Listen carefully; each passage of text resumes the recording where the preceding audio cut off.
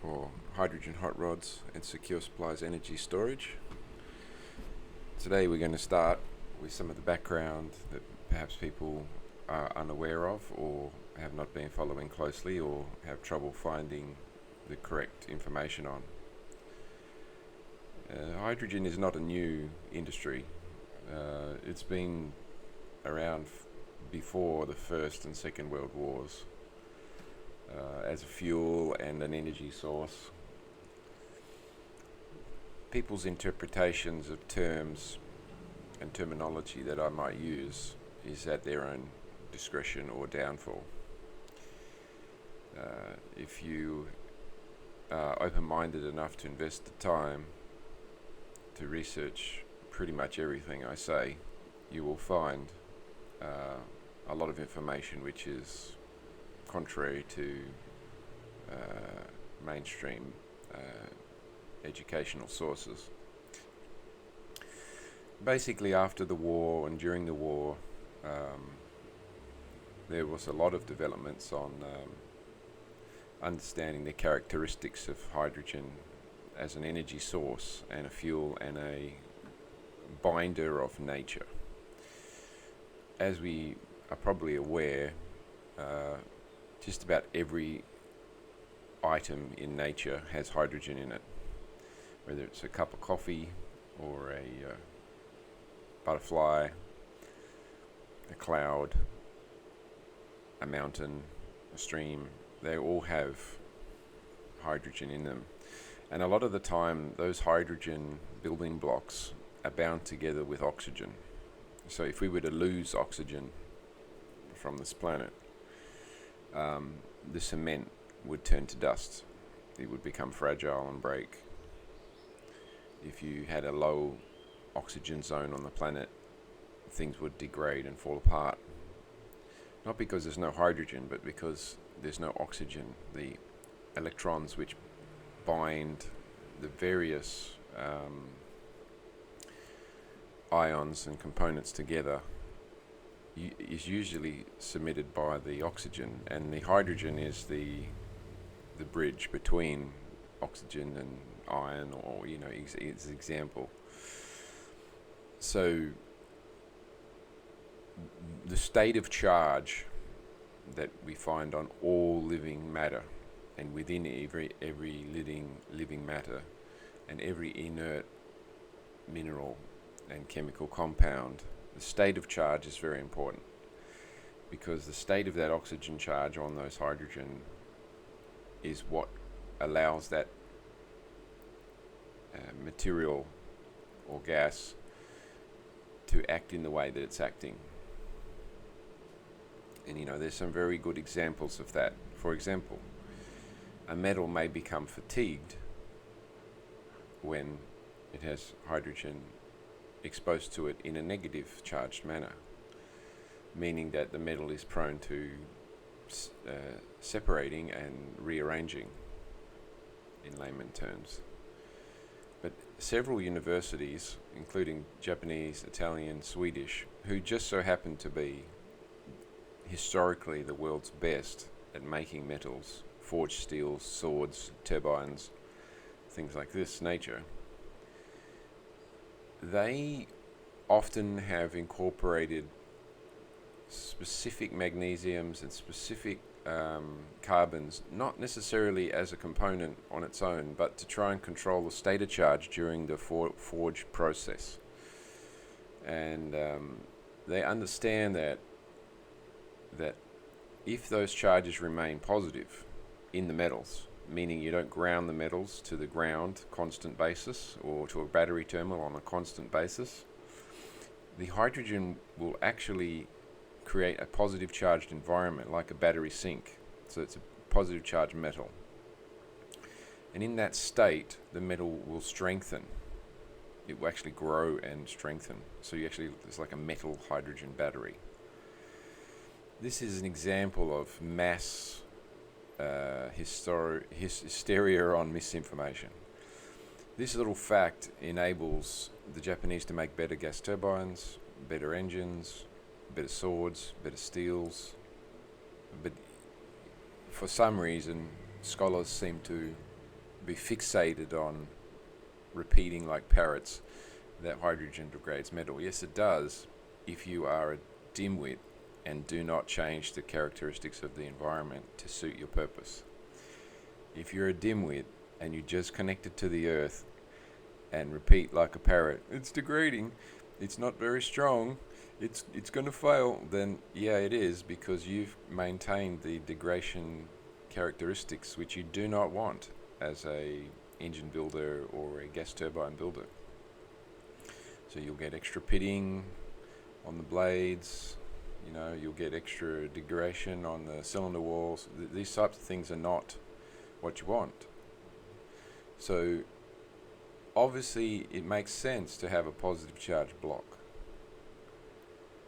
From the very foundation of that, you want the metal to be a hardened, strengthening, almost self-repairing steel, because of the positive charged environment. If you maintain that environment, the metal does things that it's not supposed to do, like create metal, like remain hardened, like resist degradation, be flexible.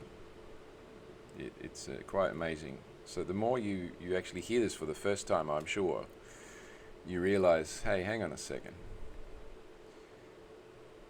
If this is one of the characteristics, what are the other characteristics?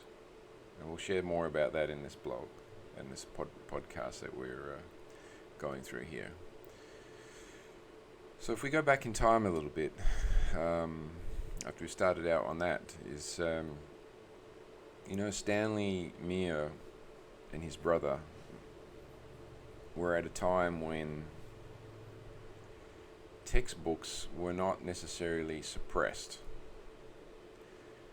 So you had a pathway to go and sit in libraries and get a dusty book that's from a shelf where only the extreme nerds would ever go find. And some of us know what that's like. If you're on a subject and you go deep into a dusty state library, some of them are amazing. It's really hard to leave there, because it takes you about 2 hours to find what you're looking for. And then when you do find those 2 or 3 sections in those back catacombs of the library, you realize that you're not going to be able to read all this in one day. And it takes time. You must go through, and even sometimes you cannot leave, that stuff cannot leave the library. They sometimes let you take copies of it or whatever, but everything takes time. So if you invest time, you can find everything you need. But sometimes you need physical examples. And the USA and some of these Western countries tend to be blessed with automotive museums which contain a historical record of how various automotive parts have progressed over time. So you go in there and you see something from 1800s, 1900s, 1910, 1920, 1930, 1940, and you start, if your mind is set on what you're trying to look at, you start to see the first generation of spark ignition. You start to see spark plugs with valves on them for priming with fuel before you start them, and you start to see copper tubes. You start to see a lot more copper on around these engines, and you think that's a very interesting thing, isn't it, to see a lot of copper on an engine? Because if you have a lot of copper on an engine, it's very electrical. There's a lot of charges moving around the engine, on the fuel lines, on the cases for the spark, on the engine itself, different oil lines. And you start to notice this after a while, and you start to look at more and more engines. You start to realize, hang on a sec, why did the copper stop at this particular time? Was it because copper got expensive? Maybe. Was it because we had a change in some sort of technology? Definitely. So there's a whole set of research which creates this foundational knowledge which proves out Stan Meyer. He didn't just come up with something. He had all this foundational knowledge, and there's a lot of different things that compounded together to allow him and his brother to it was just like, oh well, obviously that's what you do because we know this foundational knowledge. When you don't have that foundation, it's like not knowing DOS. It's like not knowing the basis of how Windows is built, and you then restricted in what you can do. So when you come out in 2024 and you don't know all the historical how it got built, it limits you in some way because you are unable to change it in your own mental capacity. So then you have to go to a specific place to learn about that. This is kind of the same. We're basically 60 to 80 years beyond the knowledge of what Stan had, meaning that it's a negative, not a positive. That foundation knowledge is almost lost. So we're just touching on it here so you have some more background. And so as we did our sort of 20 to 30 years of work, and it's more because the foundational knowledge is what's happening for me anyway, from when I was like 16 or even younger, because I was building cars and hot rodding, and that foundational knowledge is added up to, I don't know, it must be at least 18 years of understanding mechanics and cars and variations of cars before I even heard of hydrogen, let alone Stanley A. So that knowledge I feel is important to touch on, because unless you go seeking that extra knowledge and exposure, you will be unable to comprehend what happened. And so that's why the purpose of this podcast is. So a lot of these people who have had success with making nanobubble water fuels and hydrogen fuels that are explosive, not implosive, at the time of combustion in the cylinder, they've had that exposure to cars from 1910, 20, 30, 40, 50, even 60s, and they've clicked on that. They've understood that this tractor is positively grounded, this truck is positively grounded, this tea bucket is positive grounded, this British car's positive grounded. And why was it positive grounded? Well, it wanted to stop the rust. Why would positive metal stop the rust? Does that mean it's stopping the degradation of the steel? Is that what the Japanese are doing and they learnt and mastered? Just think about that for a minute.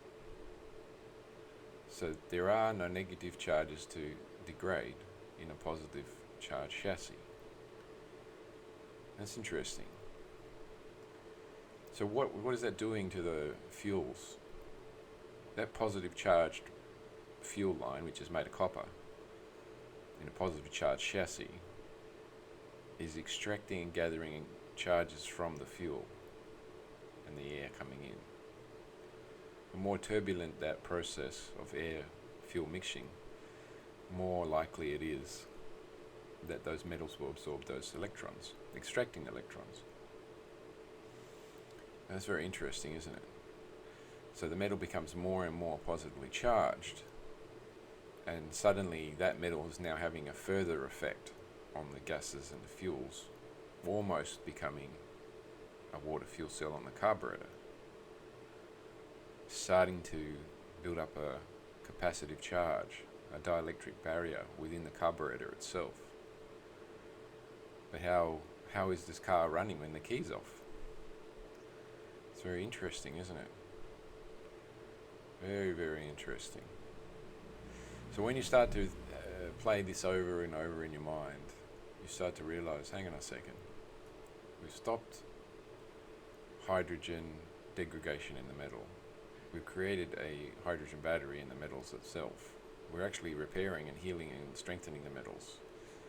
this is ionizing, this charge is ionizing the air in a very agricultural, random way. It's ionizing and charging the fuel on the fuel lines. Now, that's happening when we're not wanting it to happen. It's not designed to happen. It's just happened by a freak of God. So some of these guys, when they started poking around, including me, poking around these museums and junkyards and car pits where these cars are dumped. Maybe they're not there anymore, but when we grew up, there was car pits. 1920s, 1930s, 1940s, 1950s. In the States, maybe you can still find some.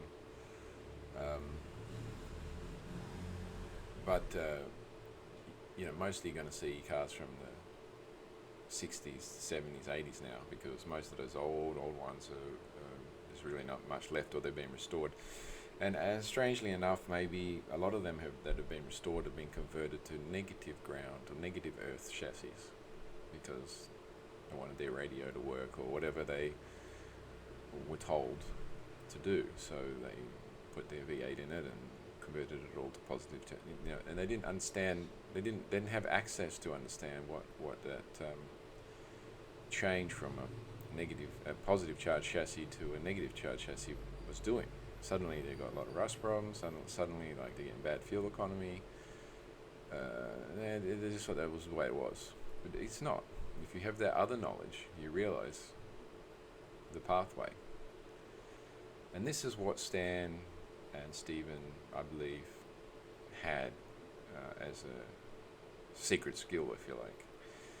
They were working around aircraft, radar, things that didn't have to have a positive charge or a negative charge chassis. Sometimes they would run a positive and negative charge line on a boat or a plane, and nothing was positive charged or negative charged on the chassis. It was a separate line to every component, so separate two lines of DC to every component. And in itself is an extra level of knowledge, because you realize that, well, we can make independent devices that are not grounded and not positively charged, and they're sitting on or near the chassis, but they're not necessarily connected to it. So they weren't limited by the way that some of our schools and engineers are being taught. Things like solenoids for the fuel injectors, they weren't gates opening and closing. They were push solenoids. So you'd be pushing a pulse solenoid, and the way it can do that is it's not grounded. It's not positively or negatively grounded. It's two separate wires, and that allows you to control the solenoid to push a pressure onto the water, impose a pressure onto the water. Now, if that water was saturated with nanobubbles and you pushed on it and you went through a atomizing tip, that push pulse works the same as an open-closed gate, except that you're raising the pressure with a push pulse enough to atomize it, which is basically making a fuel at that point, because you've already saturated with the fuel gases. So this sort of mentality and understanding of what Stan and Stephen did is foundational to interpret from day one. If you do not have this knowledge and you do not appreciate or comprehend this knowledge, it's impossible for you to go forward. Your brain will not allow you to become focused on this in this way. So, these things that I mentioned are very, very, very, very important. So as Stan and Stephen entered into this, they had all this foundational knowledge. They had all of it in their brain already. And then when they approached creating the first electrolyzers, some of them were completely made of steel. I mean, the case, the cell, the tubes, the whole thing was steel. There was no plastic. It didn't really exist, in the 70s. So you had to make the box glass with steel. And so there's some very, I wouldn't say they're rare anymore, but there's some somewhat unpublicized cells from Stan where they were square rectangles, and that thing is made of glass and steel, not plastics.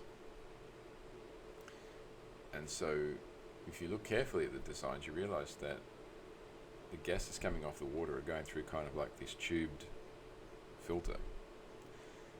So almost like a honeycomb, but not. It's a tubed honeycomb. And that tubed honeycomb is connected to the outside, the case of the cell, so the whole thing is positively charged. So if it's not in a car, it's gaining a charge and it's becoming charged. And then you think, well, this gas seems to be exploding, not imploding when I light it. And that's kind of where I think Stan got it. Because, you know, putting that on a tractor's positively charged, you suddenly think, why now have I moved this from a tractor to another car and it doesn't seem to be doing the same thing? Right?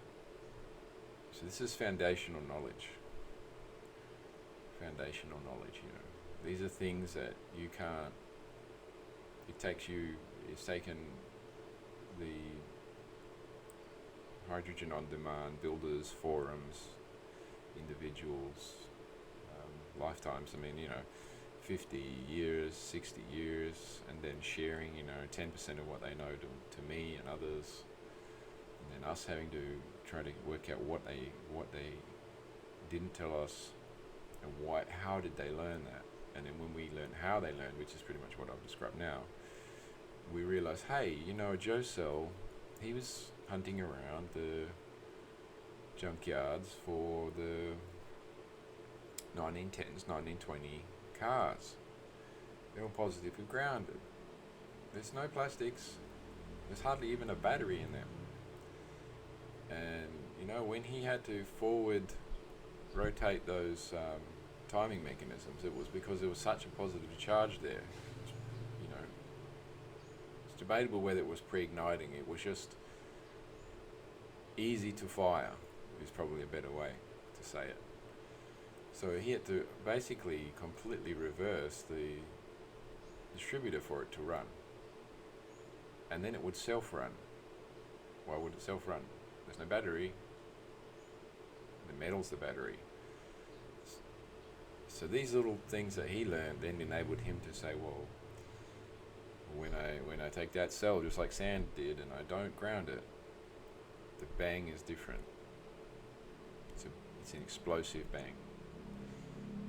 The bubbles are going down in the solution. They're not coming out the surface of the water, they're going sideways and down. They're becoming nanobubble water. They're becoming water saturated with gas, like a Coke. But it's not a Coke, it's water and hydrogen and oxygen.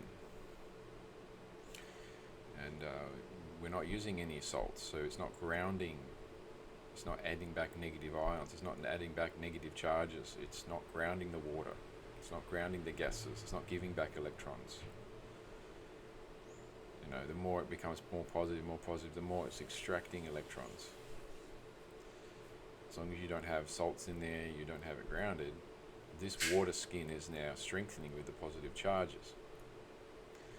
And the dielectric barrier of the surface of the cell and the tubes or the plates is becoming more and more positively charged and splitting the water apart more efficiently without heat. There's no heat present because there's no dead short. There's no salts in the water. So this progressive story that I'm telling you here is how you can interpret and understand the process that eventually we're going to get to here. So when you know that you're creating a nanobubble water fuel, you start to zoom in on that and you say, hey, how long do the bubbles stay in the water? Well, they'll stay in there for up to 2 years, provided you maintain the characteristics and condition of that water. So Stan had a variety of cells, we call them versions. You know, there's been an incredible amount of study by various people over the years. Some have made it public, some haven't. But this is just my interpretation of what I've learnt. So, I mean, people can always add to the story. And I'm just sharing the things that I think is more as focused way for someone to pick up this podcast and get a direction. So I could talk about, this and that, but that Stan did. But I'm trying to